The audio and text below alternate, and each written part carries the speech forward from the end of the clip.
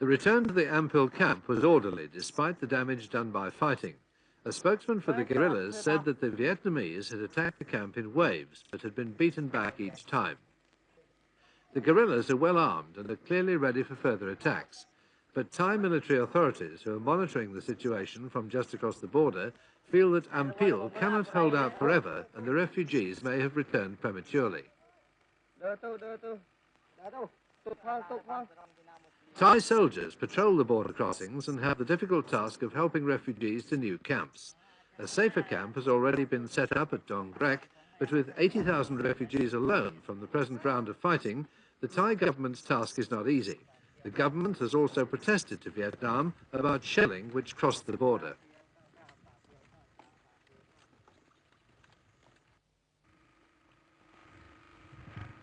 These Thai army soldiers have been careful to keep out of the recent fighting on their border with Kampuchea, but they're determined to be ready if the conflict does move their way. Field guns, mortars and armour have been moved up to check any possible incursion by the Vietnamese army. The Vietnamese are trying to destroy the power base of the Kampuchean People's National Liberation Front, the rebels who are hostile to the pro-Hanoi regime in Phnom Penh. Their strength rests in and around the refugee camps on the Thai border.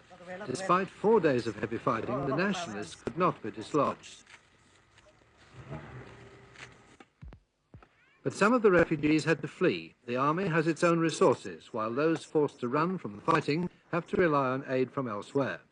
This time, the international agencies moved quickly. Medical aid came from the Red Cross, while food and shelter were provided by the United Nations Border Relief Team. No one would deny that any food is better than starving, but like refugees the world over, these people would prefer to be able to grow or buy their own.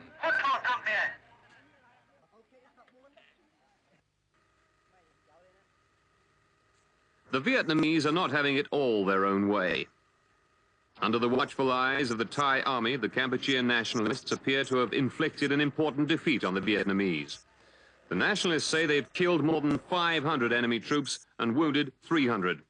The Vietnamese had been heading for the headquarters at Amphil of the Khmer Nationalist People's Liberation Front, anti-communist guerrillas led by Son Sann.